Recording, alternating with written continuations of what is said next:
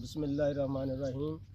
अस्सलाम वालेकुम मेरे प्यारे भाइयों, मेरे प्यारे दोस्तों। उम्मीद रखना सारे खुश होंगे, खैरियत से होंगे। अल्लाह पाक हर किसी को तंदुरुस्ती देवे ते अपने अमान च रखे। दोस्तों, ये वीडियो बनाने का मकसद इहो ही है, जिहड़ी आईडी हुण मोबाइल ते बन रही है, इनू कोई शेयर करे या ना करे, हर किसी की अपनी खुशी है। मेरे गल करने का मकसद है कि काफ़ी लोगों ने, काफ़ी मेरे भाइयों ने वीडियो नैट ते दित्तियां ने, बहुत ज़्यादा गंदम के मुतालबे के मुतालबे वीडियो जड़ियाँ नैट ते आईयां ने, काफ़ी मेरे भाइयों ने आईयां ने, मैं भी देख चुके हैं, सारी दुनिया ही देख रही है। गल करने का मकसद है, वो गंदम के बारे च आईयां ने कि उन्होंने कहा जी रेट गौरमेंट ने इहदा कम कर दिता कणक का, इनू असी बेचण नूं दिल नहीं करता कणक नूं, यानी कि असी बेचांगे नहीं, इनू रखांगे, स्टा करांगे, जो भी करांगे, हड़ताल करांगे, इस नूं नहीं रखांगे। चलो ये तो जोड़े वड्डे वड्डे जमींदार ने कर लैणगे, जोड़े गरीब लोग ने जिन्होंने कोल 1 एकड़ 2 एकड़ वो किस तरीके स्टा करनगे, या जिन्होंने खाद उधार चुकी है, स्प्रे उधार चुकी है, पानी उन्होंने उधार है, ठेका उन्होंने उधार है, वो की करनगे। ये मुतालबा जोड़ा मेरे भाइयों का, मेरे भाइयों अगे मेरी रिक्वेस्ट है, इस चीज़ का नहीं होना चाहिए। मुतालबा इस चीज़ का होना चाहिए कि जोड़ा सानू मटीरियल मिलिया है, खाद सब तो पहले DAP 1500-1600 हज़ार तो घट नहीं मिली सानू, यूरिया 5000 तो घट नहीं मिली सानू, स्प्रे जी साड़ी 1 एकड़ की होंगी 700 की, ऐसी 2500 3000 तो घट नहीं मिली सानू। काफ़ी चीज़ों ने इस तरीके, मैं तो इतने एक स्प्रे का लीटर विखावांगा, उस स्प्रे की कीमत तुसी देख लेना और वह विकरा देख लेना किन्ने का, वो 1200-1300 का फर्क आएगा।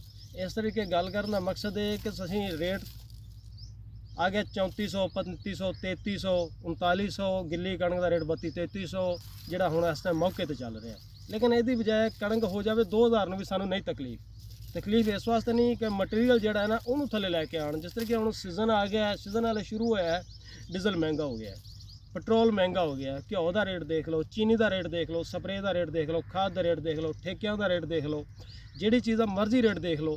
अगर गंदम का जोड़ा रेट है ठेकिਆਂ के मुताबिक ही होना चाहिए। हुण बड़े बड़े ताजर, बड़े बड़े जमींदार कहते हैं जी कपाह का रेट ज़्यादा हो, गंदम का रेट ज़्यादा हो, लेकिन इस चीज़ के मुतलक बहस नहीं करते कि जोड़ा मटीरियल है वो थले आए, क्योंकि किसी गरीब को भी आसानी हो। सारा काम हर चीज़ गरीबों के वास्ते, अमीरों वास्ते तो नहीं, गरीब भी बहुत ज़्यादा ने इस अल्लाह पाक की धरती पर। गल करने का मकसद सिर्फ इहो ही है, इहो ही वीडियो बनाने का मकसद है। कोई किसी नाल लड़ाई नहीं, कोई किसी नाल झगड़ा नहीं, ये हर किसी की अपनी मर्जी है। कोई सुन के डिलीट कर दे, ना अगे शेयर करे, उसकी अपनी खुशी है।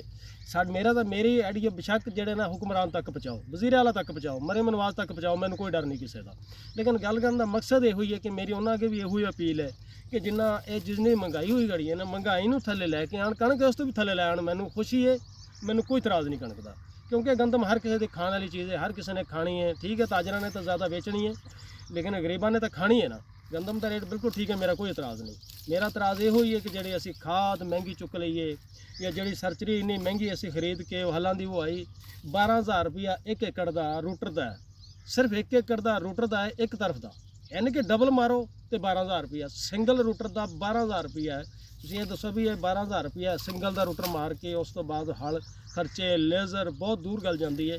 उस गल छड्डो, पिछे जाइए तो फिर शाम तक गल्लां मुकणियां कोई नहीं।